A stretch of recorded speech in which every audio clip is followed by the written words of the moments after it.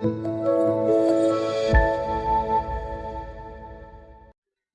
akan masuk dalam sesi yang kedua pada hari ini. Di sesi yang pertama saya berbicara mengenai tantangan. Saudara, tentu pembahasan sesi pertama mengenai berbagai tantangan itu bukan dengan tujuan supaya kita menjadi discouraged atau hopeless, ya. Karena kita ini punya Tuhan yang adalah sumber pengharapan. Saya menutup sesi yang pertama dengan mengingatkan bahwa kita ini menghadapi tantangan itu dengan berdoa. Kita mohon pada Tuhan, hikmat dari Tuhan, dan pertolongan dari Tuhan, supaya kita dimampukan untuk menghadapi akan berbagai tantangan-tantangan tersebut. Dari apa yang saya bahas di sesi yang pertama, menunjukkan bahwa gairah atau passion untuk penginjilan itu tidak bisa dibangkitkan hanya dengan gereja itu mengadakan pelatihan-pelatihan penginjilan. Tampaknya banyak aspek, banyak hal, banyak area di dalam kehidupan bergereja yang perlu untuk sungguh-sungguh dibenahi, perlu untuk sungguh-sungguh diperbaiki, perlu untuk sungguh-sungguh makin lebih baik lagi, sehingga itu akan berdampak kepada penginjilan, gairah penginjilan. Mari kita sebelum masuk ke sesi yang kedua ini, kita akan masuk di dalam doa. Kami berterima kasih Tuhan sudah memimpin sesi yang pertama, dan kami akan lanjut pada sesi yang kedua dari topik dari tantangan kepada pengharapan. Kami mohon berkat-Mu menyertai melalui apa yang kami pikirkan bersama dan secara khusus melalui pembahasan firman Tuhan. Kiranya Engkau yang berbicara pada kami, menolong kami, memberikan dorongan kuat untuk kami tetap setia menjalankan pelayanan penginjilan yang Tuhan percayakan untuk setiap kami. Terima kasih Tuhan, dengan doa kami, di dalam nama Tuhan kami, Tuhan Yesus, kami berdoa dan kami bersyukur. Amin.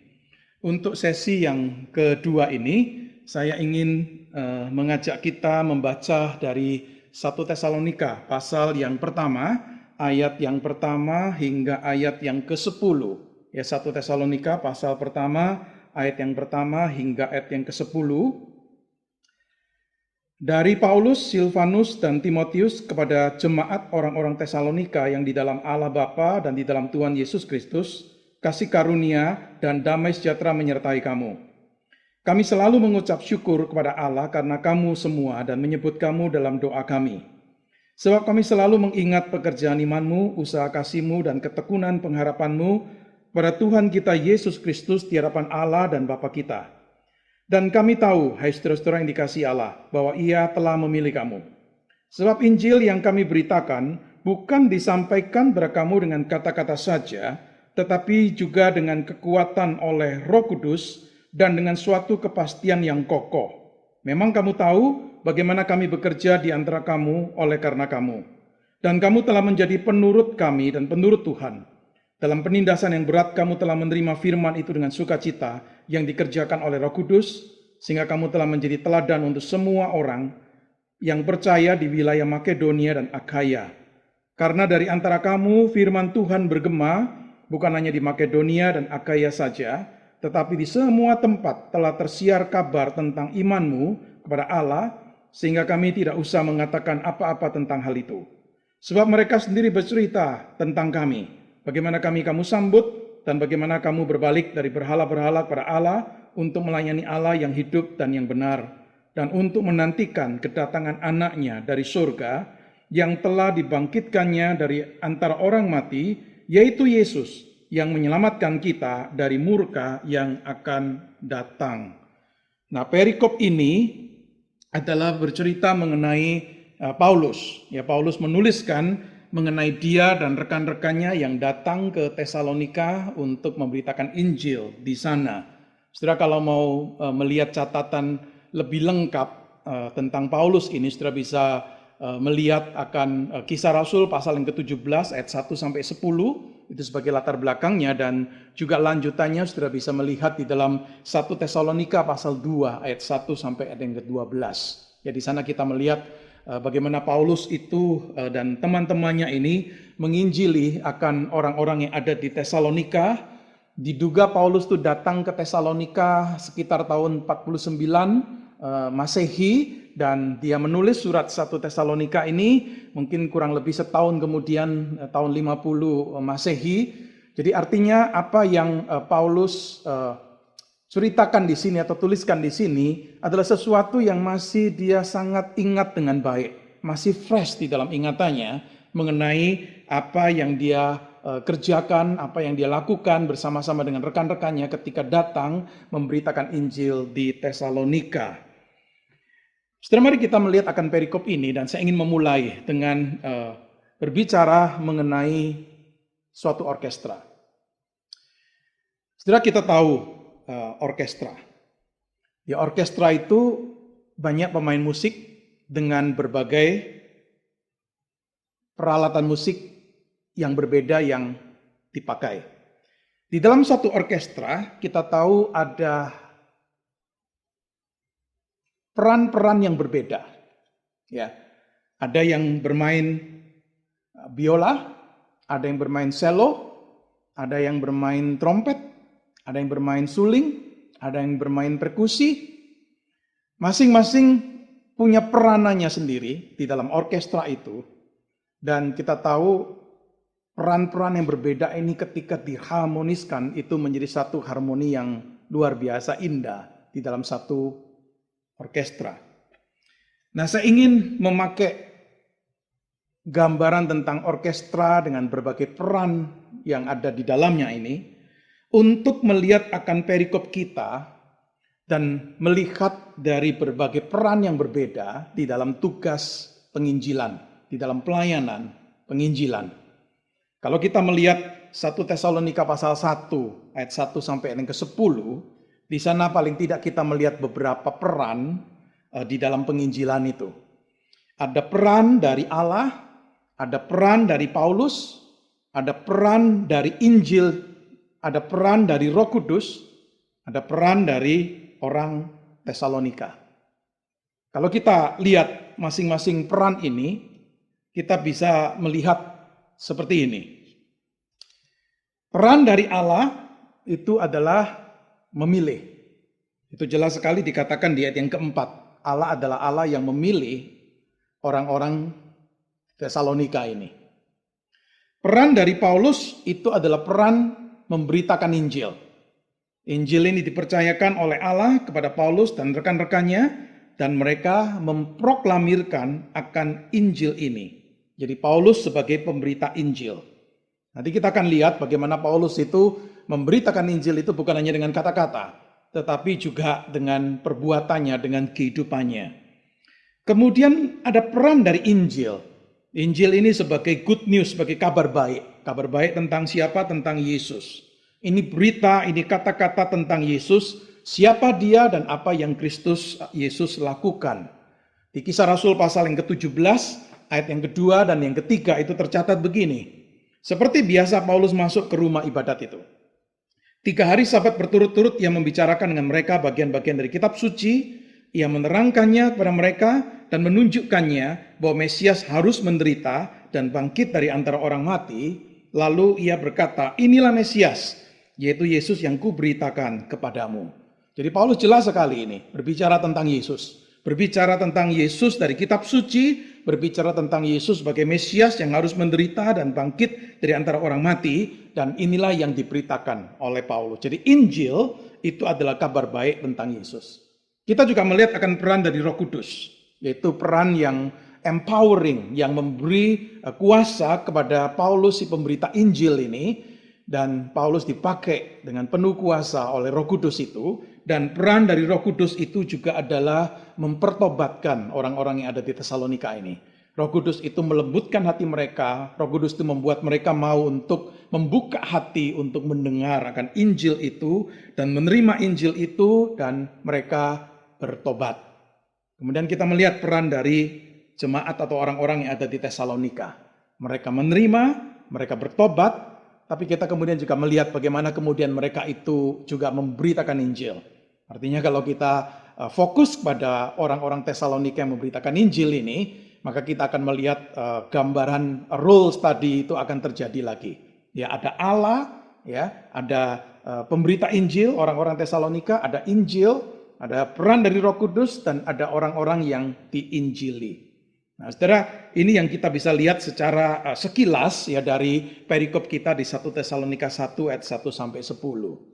Nah, saudara, saya ingin di sesi yang kedua ini bicara berdasarkan perikop ini, ya melihat perikop ini dengan lebih seksama, dan kita menarik beberapa pelajaran, dan saya ingin untuk memberi judul untuk sesi yang kedua ini, yaitu Encouragement for Evangelism.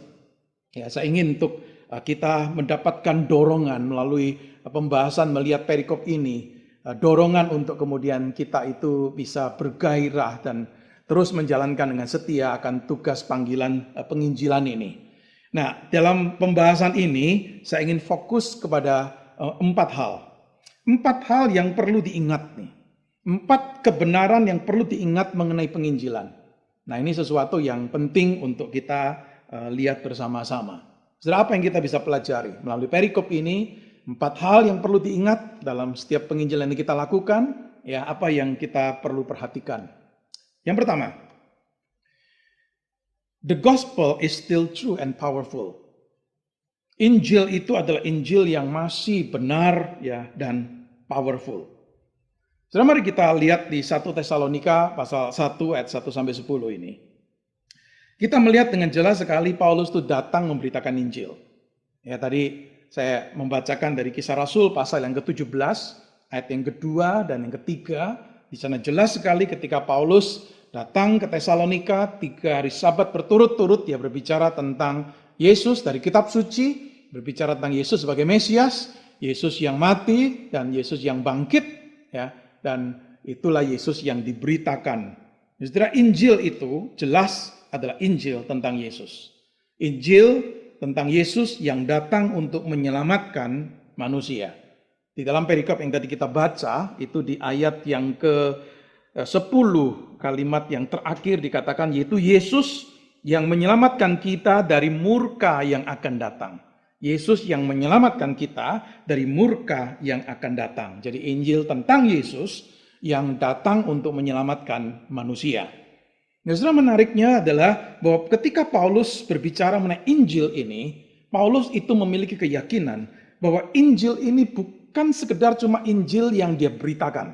Tapi kalau kita perhatikan di pasal yang kedua, di beberapa ayat di 1 Tesalonika pasal yang kedua, misalnya di ayat yang kedua, ayat yang ke-8, dan ayat yang ke-9, Paulus itu menyebut Injil itu sebagai Injil Allah, the Gospel of God. Sudah, artinya apa? Di sini kita melihat bahwa Allah itu sebagai sumber dari Injil itu. Allah itu yang mempercayakan Injil itu kepada Paulus. Jadi berita message ini adalah dari Allah. Itu bukan berita yang diciptakan oleh Paulus, ya, tetapi ini berita yang dipercayakan oleh Tuhan, oleh Allah kepada Paulus. Maka tugas Paulus sebagai pemberita Injil itu adalah memproklamirkan, bukan mengubah, bukan menambah-nambahi, ya, bukan memodifikasi dengan tujuan supaya bisa diterima, supaya lebih powerful. Jadi mengingatkan bahwa kita ini harus percaya bahwa ini adalah the gospel of God. Ini adalah Injil dari Allah, dan Allah adalah Allah yang punya kuasa dan penuh dengan kuasa. Kita tidak perlu untuk sepertinya menambahkan atau mengubah atau memodifikasi supaya bisa berita Injil ini menjadi lebih powerful. Saudara, ini Injil. Paulus memberitakan Injil itu dikatakan dengan jelas sekali dalam perikop kita tadi, yaitu di ayat yang kelima. Dia memberitakan Injil itu bukan hanya dengan kata-kata saja, tetapi dengan kekuatan roh, tetapi juga ada satu istilah yang dia pakai di sini, yaitu dengan satu kepastian yang kokoh. Dengan satu kepastian yang kokoh. Full conviction. Satu keyakinan yang kuat. Saudara, keyakinan akan apa? Keyakinan akan kebenaran dari message, dari berita yang disampaikan itu. Bukan hanya itu. Paulus bukan hanya punya satu keyakinan yang kokoh, yang kuat, yang penuh akan kebenaran dari berita message dari Injil itu, tetapi juga Paulus yakin akan kuasa dari Injil itu. Saudara, di Roma 1 ayat yang ke-16 itu jelas sekali. Paulus meyakini bahwa Injil itu adalah kekuatan Allah yang menyelamatkan orang yang berdosa. Saudara, ini Injil. Sesuatu yang benar, Paulus yakini kebenarannya, dan Paulus juga yakini itu ada kuasa. Itu sesuatu yang sangat bersifat powerful. Saudara, ini kita lihat di 1 Tesalonika 1 ayat 1-10. Apa yang kita bisa pelajari melalui bagian ini? Saudara, apa yang kita bisa pelajari tentang penginjilan? Saudara, bagian ini mengingatkan kepada kita bahwa kalau kita berbicara tentang penginjilan, kita perlu sadar. Penginjilan itu didefinisikan oleh message-nya. Evangelism is defined by its message. Esensi dari penginjilan itu adalah pada Injil Yesus Kristus. Jadi kunci dari penginjilan itu bukan terletak di strategi, bukan terletak di teknik, bukan terletak di cara atau style atau gaya, bukan terletak di metode, bukan terletak di program, bukan juga terletak di hasil, tetapi kunci untuk penginjilan itu terletak pada berita apa yang disampaikan. Dan itu jelas sekali di sini, yaitu the gospel, Injil itu. Saudara, di 1 Korintus 2 ayat 1-2, Paulus itu pernah berkata begini ketika dia datang ke kota Korintus. Paulus berkata begini, demikian pula ketika aku datang kepadamu, saudara-saudara, aku tidak datang dengan kata-kata yang indah atau dengan hikmat untuk menyampaikan kesaksian Allah kepada kamu. Sebab aku telah memutuskan untuk tidak mengetahui apa-apa di antara kamu selain Yesus Kristus, yaitu Dia yang disalibkan. Itu yang Paulus beritakan. Tidak mengetahui apa-apa di antara kamu selain Yesus Kristus, yaitu Dia yang disalibkan. Saudara, apa itu penginjilan? Penginjilan itu adalah mengkomunikasikan Injil pada orang-orang yang tidak percaya untuk mendorong mereka untuk percaya kepada Yesus. Ini kutipan saya ambil dari sebuah buku yang ditulis oleh Sam Chan. Roma 10:13-15 berkata begini, sebab barang siapa yang berseru kepada nama Tuhan akan diselamatkan. Tapi bagaimanakah mereka dapat berseru kepadanya jika mereka tidak percaya kepada Dia? Bagaimana mereka dapat percaya kepada Dia jika mereka tidak mendengar tentang Dia? Bagaimana mereka mendengar tentang Dia jika tidak ada yang memberitakannya? Dan bagaimana mereka dapat memberitakannya jika mereka tidak diutus? Seperti ada tertulis, betapa indahnya kedatangan mereka yang membawa kabar baik. Jadi Roma pasal yang ke-10 ayat 13-15 itu sepertinya memberikan kepada kita pemahaman mengenai apa itu penginjilan, yaitu communicating the gospel, mengkomunikasikan Injil pada orang-orang yang belum percaya ini, mendorong mereka untuk percaya kepada Yesus. Saudara, dalam penginjilan yang penting adalah Injil itu dikomunikasikan dengan jelas. Kita bisa memakai berbagai macam metode, kita bisa memakai berbagai macam alat bantu, tapi semuanya itu adalah dengan satu tujuan, yaitu berita dari Injil itu harus dengan jelas disampaikan. Saudara, berbicara Injil, berbicara tentang kabar baik, good news. The gospel is good news. It has been good news, and it always will be good news. Injil itu kabar baik. Dari dulu sampai sekarang itu kabar baik dan akan selalu menjadi kabar baik. Jadi saudara, penginjilan itu utamanya sekali lagi bukan masalah strategi, bukan masalah cara, bukan masalah style, bukan masalah metode, tetapi utamanya itu adalah kesetiaan kita di dalam memproklamirkan akan Injil itu. Esensi dari penginjilan itu juga bukan di hasilnya, bukan di akibat dari penginjilan itu. Saudara, di sesi yang pertama, kalau saudara ingat, saya membicarakan mengenai tantangan, dan tantangan yang pertama itu berkaitan dengan hal yang sangat sederhana. Tantangan dalam kaitan dengan ketidakjelasan mengenai pemahaman mengenai apa itu penginjilan. Dan saya katakan di sesi yang pertama, kenapa penting untuk kita memperhatikan akan hal ini? Karena ada kalanya seorang Kristen bisa tidak menjalankan penginjilan atau menjalankan penginjilan secara salah, keliru karena tidak memahami apa itu penginjilan. Jadi orang itu bisa salah memahami beberapa hal itu, berpikir bahwa itu adalah penginjilan dan berpikir sudah melakukan penginjilan, padahal itu bukan penginjilan. Dan dalam sesi pertama itu saya memberi beberapa contoh, dan salah satu contohnya adalah penginjilan itu ada orang mengidentikan dengan memenangkan jiwa. Saudara, apakah ini benar nih? Penginjilan itu adalah memenangkan jiwa. Saudara, kalau kita mendefinisikan penginjilan sebagai memenangkan jiwa, berarti kita itu seperti mencampur adukkan antara penginjilan dengan hasil dari penginjilan. Jadi penginjilan itu adalah hasil dari penginjilan. Saudara, memang penginjilan itu bisa membawa pada hasil, yaitu ada jiwa yang bisa dimenangkan. Tetapi kita perlu sadar bahwa di dalam penginjilan, kita tugas utama memberitakan. Lalu kemudian kita memang mengajak, kita mendorong nih untuk orang yang kita injili itu untuk mengambil keputusan untuk percaya kepada Yesus. Tetapi jikalau orang yang kita injili itu tidak berespon secara positif, saudara, apakah kemudian dikatakan bahwa kita itu tidak melakukan penginjilan? Atau penginjilan kita itu dikatakan adalah gagal nih? Saya percaya tidak, kita tidak gagal di dalam penginjilan jikalau kita itu dengan setia menyampaikan berita Injil itu, sekalipun mungkin orang yang kita injili itu belum berespon dengan bertobat.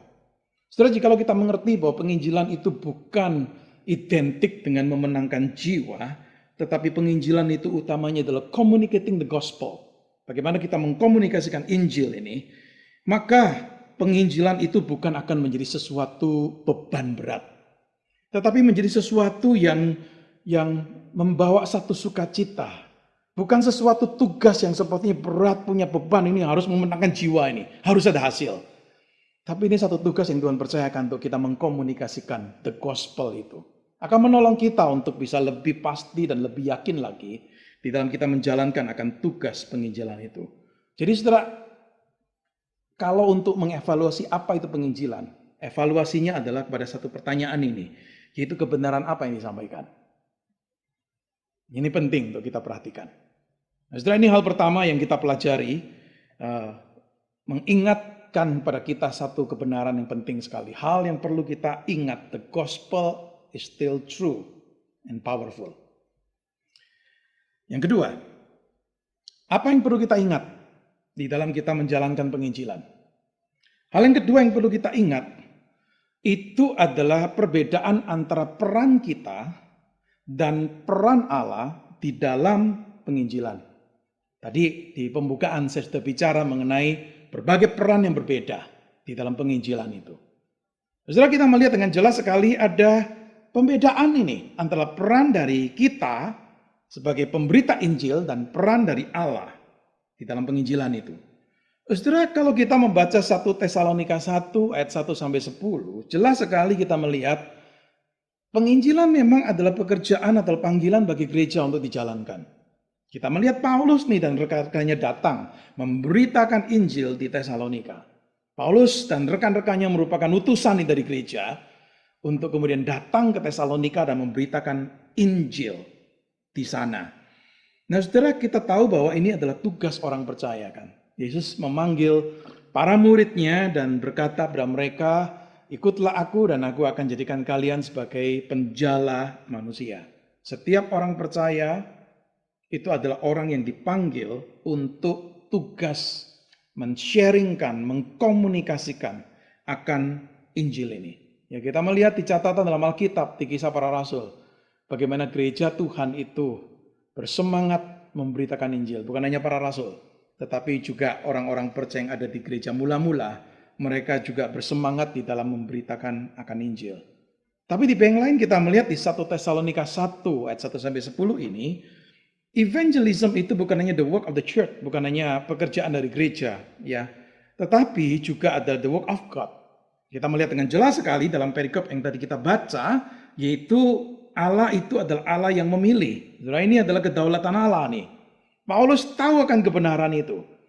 Tahu akan kedaulatan Allah, tetapi itu tidak mematikan akan semangat penginjilannya. Ya, Paulus pernah berkata seperti ini di 2 Timotius pasal 2 ayat yang ke-10. Karena itu aku sabar menanggung semuanya itu. Semua itu artinya penderitaan, dia sabar menanggung bagi orang-orang pilihan, supaya mereka juga mendapat keselamatan dalam Kristus Yesus dengan kemuliaan yang kekal. Jadi Paulus itu tetap memberitakan Injil, ya, sekalipun dia tahu nih orang-orang ini adalah orang-orang pilihan Allah.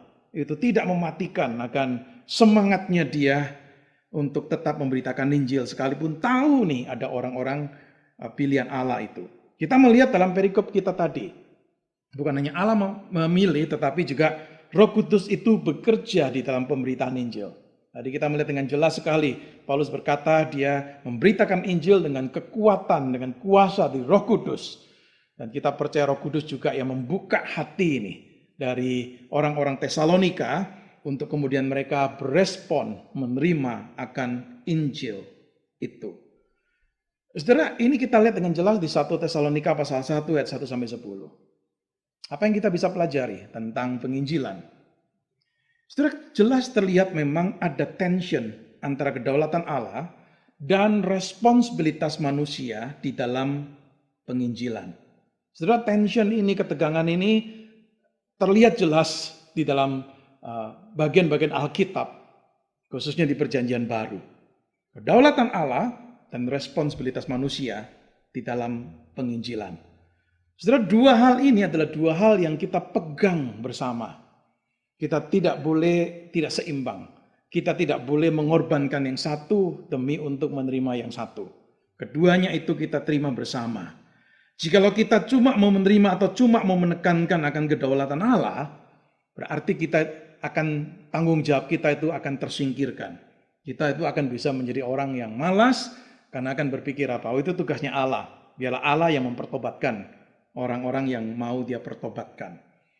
Atau sebaliknya, jikalau kita memberi penekanan hanya kepada responsibilitas kita dan kita menyingkirkan akan faktor kedaulatan Allah atau peran Allah ini, saudara, maka kita bisa di dalam penginjilan itu, kita bisa menjadi orang yang akhirnya tertekan dengan beban yang berat ini. Ya, sepertinya kalau gak ada hasil itu, kita rasa penginjilan kita itu belum semaksimal yang kita lakukan. Kita itu bisa menjadi putus asa, karena kita merasa kok tidak banyak yang berespon atau tidak ada yang berespon. Kita bisa kecewa karena apa? Karena kita rasa kok saya ini kurang sekali di dalam penginjilan. Setelah kalau kita menekankan responsibilitas kita dan menyingkirkan akan peran dari Allah di dalam penginjilan, kita ini juga bisa menjadi orang yang kemudian bertindak memanipulasi. Kita berusaha supaya ada hasil, maka kita pakai dengan cara kita, bagaimana kita itu bisa memanipulasi orang untuk kemudian supaya mau percaya. Jikalau kita hanya menekankan tanggung jawab kita dan menyingkirkan akan peran dari Allah, saudara, kita akan bisa menjadi sombong. Pada waktu usaha penginjilan kita itu tampaknya mendapat respon atau hasil yang baik. Kita akan berpikir bahwa wow, itu karena saya. Saya yang bagus sekali dalam penginjilan, saya yang bersemangat dalam penginjilan. Saudara, kita perlu seimbang. Ya, di dalam dua hal ini ada tension antara kedaulatan Allah dan responsibilitas manusia di dalam penginjilan. Hal ini mengingatkan kepada kita, saudara, kalau kita itu bisa mempertahankan tension ini dengan seimbang, maka kita akan memuji Tuhan. Kita akan bersyukur pada Tuhan pada waktu kita melihat orang-orang itu berespon terhadap Injil itu. Karena kita tahu Allah yang memilih mereka dan Roh Kudus yang bekerja di dalam hati mereka. Saudara, kalau kita mempertahankan tension ini dengan baik, maka kita akan menjadi orang-orang yang selalu bersandar dalam doa kita di dalam penginjilan itu.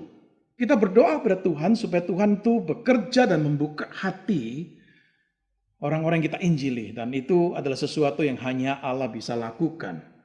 Saudara, kalau kita bisa mempertahankan tension ini dengan baik, kita itu justru akan banyak dikuatkan dan didorong untuk menjalankan tugas penginjilan ini. Karena kita tahu ada Tuhan yang menyertai. Mungkin kita penuh kelemahan, kita penuh kekurangan, kita tidak sangat fasih sekali. Tapi selama kita memberitakan kebenaran Injil itu dengan benar, kita yakin ada Tuhan yang sanggup untuk memakai itu, memberkati itu, untuk menjadi alat di tangannya, mengubah hati manusia. Saudara, ini tension perlu untuk kita sadari ini. Pemberita Injil, saudara dan saya ini, perlu menyadari peran kita di dalam penginjilan. Peran kita itu adalah peran mengkomunikasikan Injil, baik dengan kata-kata maupun juga mengkomunikasikan Injil dengan hidup kita, dengan perbuatan kita, dengan tindakan kita. Tugas kita itu adalah dengan setia mempresentasikan Injil ini melalui hidup kita dan melalui kata-kata kita. Jadi peran kita bukan peran Allah. Kita nggak bisa menjalankan peran Allah itu. Peran kita bukan peran dari Roh Kudus. Hanya Roh Kudus yang bisa untuk menyelamatkan, mengubah, mempertobatkan orang. Peran kita adalah dengan setia memproklamirkan akan kebenaran Injil ini. Maka jangan kita itu menjadi discouraged di dalam penginjilan ketika tampaknya tidak terlihat ada hasil. Saudara, pendefinisian tentang penginjilan yang dikaitkan dengan hasil bagi saya itu tidak tepat. Ya, bukan berarti kita tidak perlu berusaha supaya ada hasil. Kita tetap perlu berusaha sebaik mungkin, se-excellent mungkin. Kita berikan yang the best. Tetapi kita sadar hasil itu bukan di tangan kita, tetapi itu ada di tangan Tuhan. Jadi kita tidak mendefinisikan penginjilan itu berdasarkan result, berdasarkan hasil. Jadi kalau kita sadar akan peran kita dan kita juga akan sadar peran dari Allah itu, maka kita akan bisa menjadi penginjil-penginjil yang dengan sukacita memberitakan akan kabar baik itu. Saudara selalu ingat 1 Korintus pasal 3 ayat 6 dan 7. Ya, ketika Paulus berkata, ada yang menyiram, ada yang menanam, ada yang menyiram, tapi jangan lupa Allah yang memberi pertumbuhan. Kalau akhirnya kita itu bisa menuai ada hasil, selalu ingat, yaitu ada Allah yang membuat hasil itu ada. Jadi kalau kita mengerti akan kebenaran ini, mengingat kebenaran ini, sekali lagi akan mendorong kita di dalam penginjilan itu untuk kita lebih bersemangat, tidak discourage ketika tidak ada hasil. Hal yang ketiga yang perlu untuk kita ingat di dalam tugas penginjilan kita. Justru saya kutip perkataan dari satu orang ketika dia berbicara tentang penginjilan, dia memakai ungkapan ini. Jadi menarik sekali, dia memakai ungkapan ini. The church is an apologetic in evangelism. Jadi apa artinya ini? Sudah tahu apologetika kan? Itu pembelaan iman. Orang ini berkata gereja itu adalah suatu pembelaan iman di dalam penginjilan. Jadi dalam sesi yang pertama saya katakan penginjilan itu bukan apologetika. Penginjilan itu bukan pembelaan iman Kristen. Nggak boleh diidentikan. Tapi ada satu ungkapan yang dipakai oleh orang ini. The church is an apologetic in evangelism. Saudara, mari kita lihat 1 Tesalonika 1 ayat 1 sampai 10 tadi. Saudara, tadi saya katakan bahwa Paulus itu memberitakan Injil bukan hanya dengan kata-kata. Ya, bukan hanya dengan kata-kata, tetapi juga melalui kehidupannya, melalui perbuatannya. Di ayat yang kelima itu ada ungkapan yang Paulus katakan ketika dia memberitakan Injil di Tesalonika, dia mengatakan, memang kamu tahu bagaimana kami bekerja di antara kamu oleh karena kamu. Saudara, Paulus menunjukkan akan kehidupannya nih. Ya, karakternya, moralitasnya. Dan itu sesuatu yang mendukung akan pemberitaan Injil. Kalau saudara ada waktu membaca lanjutan yaitu di pasal 2 ayat 1 sampai ayat yang ke-12. Saudara akan melihat dengan jelas sekali bagaimana Paulus itu berbicara tentang dirinya, kehidupannya, praktek hidupnya ketika dia ada di Tesalonika. Dia bukan hanya memberitakan Injil, tetapi dia menunjukkan satu kehidupan yang menjadi teladan, satu kehidupan yang menjadi berkat untuk orang-orang di Tesalonika. Saudara ada waktu membaca pasal 2 ayat 1 sampai yang ke-12. Saudara, apa yang kita bisa pelajari tentang penginjilan? Saya setuju ada orang pernah berkata begini, gereja itu adalah the chosen and best method of evangelism. Gereja itu adalah metode yang dipilih oleh Tuhan dan metode yang terbaik dalam penginjilan. Kenapa? Karena gereja atau satu gereja lokal itu seharusnya menjadi tempat di mana Injil itu terlihat nyata. Saudara, Paulus itu bukan hanya memberitakan Injil dengan kata-kata, dengan pengajaran, tetapi juga dengan kehidupan. Saudara, gereja kehidupannya itu menjadi satu metode sebenarnya yang terbaik di dalam penginjilan. Tokoh di abad 19, Charles Spurgeon pernah berkata begini, seorang yang menjadi pemenang jiwa itu harus memiliki kekudusan dalam karakternya. Seorang pemimpin gereja di Amerika, pemimpin Kristen di Amerika bernama Albert Mohler pernah berkata begini, kita tidak seharusnya mengharapkan Injil itu bisa memiliki kredibilitas jikalau kita tidak menjadi seperti orang yang dia sebut sebagai gospel people. Saudara bisa menangkap artinya. Ya, kredibilitas dari Injil itu sangat erat hubungannya dengan kehidupan dari si pemberita Injil itu. Saudara, kalau kita melihat di catatan Alkitab, misalnya di Kisah Para Rasul, kenapa gereja mula-mula di Yerusalem itu bisa sangat efektif dalam mereka melakukan penginjilan? Kita tahu mereka bukan hanya memberitakan dengan kata-kata, tetapi dengan kehidupannya.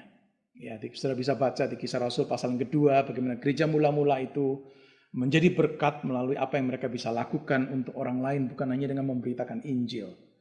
Saudara yang dikasih oleh Tuhan, gereja itu seperti apologetik, seperti satu pembelaan iman ini di dalam penginjilan.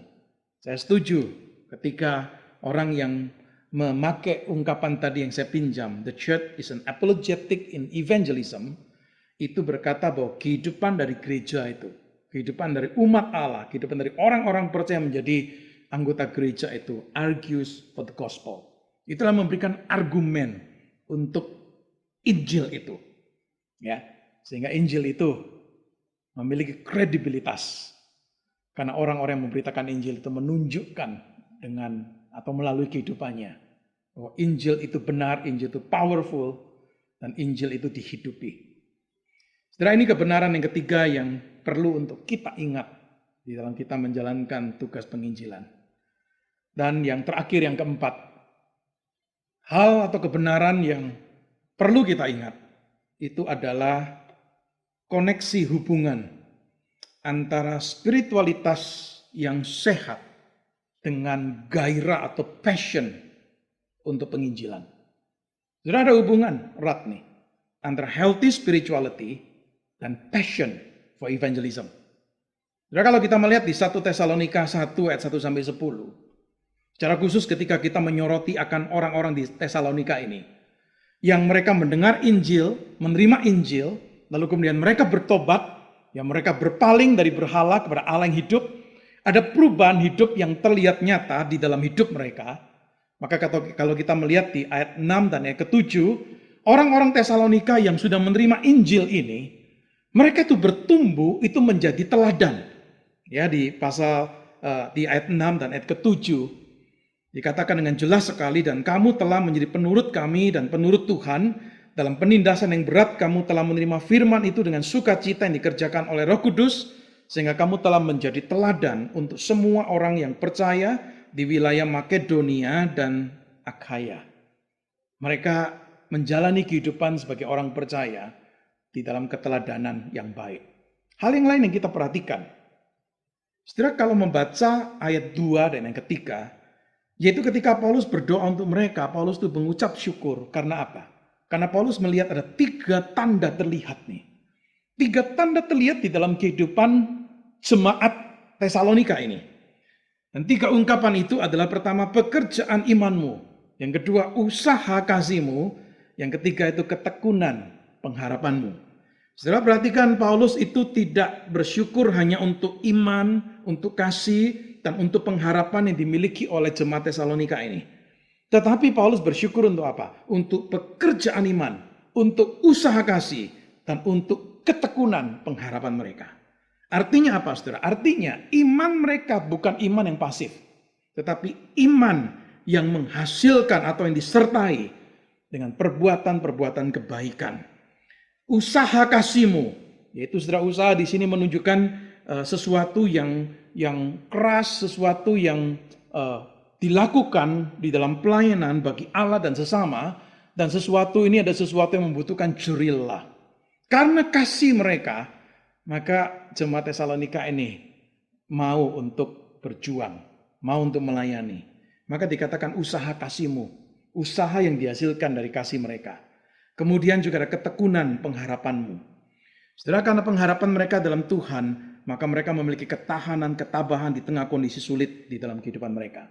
Saudara, 3 tanda ini adalah 3 tanda yang menunjukkan karakteristik yang sejati dari umat Allah. Sekali lagi Paulus tidak bicara hanya masalah iman, ya, kasih dan pengharapan.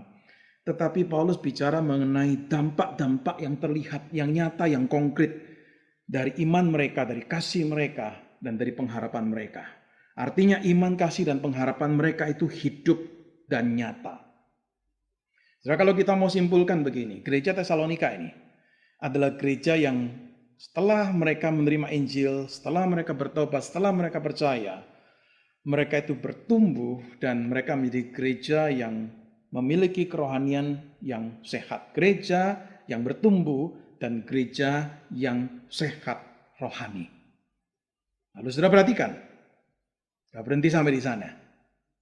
Karena di ayat yang ke-8 dikatakan apa? Dikatakan mereka ini melakukan penginjilan. Ayat 8, karena dari antara kamu firman Tuhan bergema bukan hanya di Makedonia dan Akaya saja, tetapi di semua tempat telah tersiar kabar tentang imanmu kepada Allah, sehingga kami tidak usah mengatakan apa-apa tentang hal itu.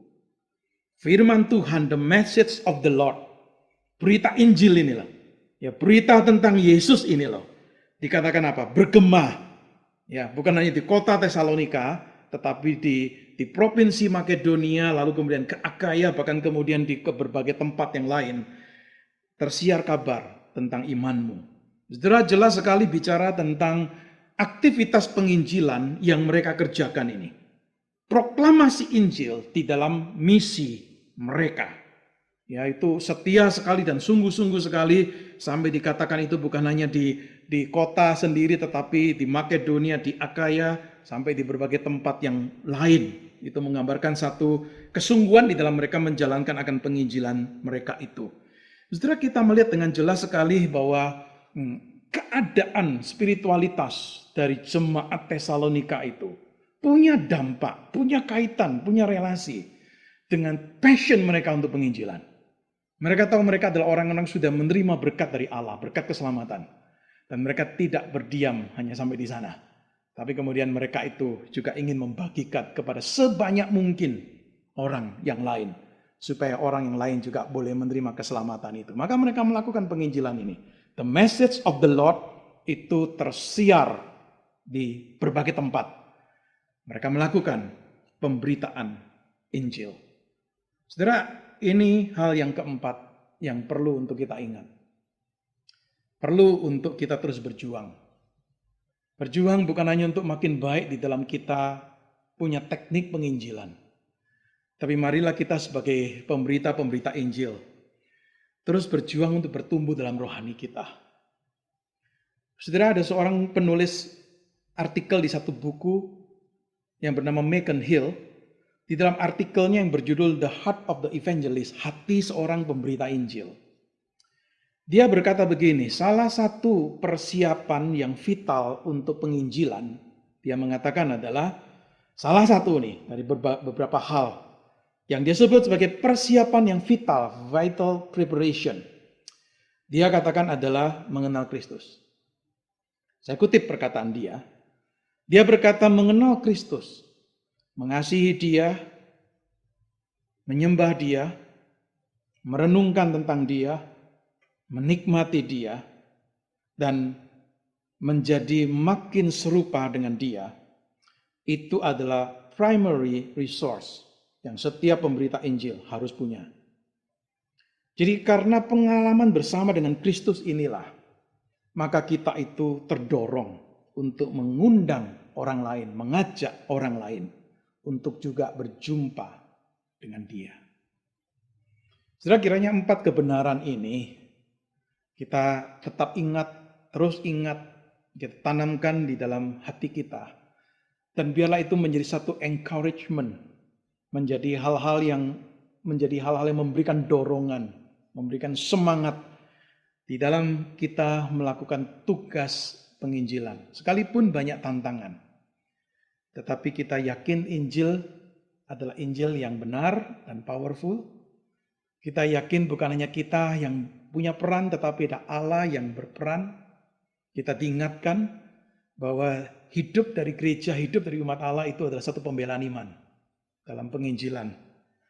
Dan kita diingatkan satu kebenaran yang penting, bahwa ada kaitan erat antara spiritualitas dengan passion untuk penginjilan. Sebagai penutup, saya ingin untuk mengutip dua ungkapan, dua perkataan. Yang pertama itu dari James Hudson Taylor.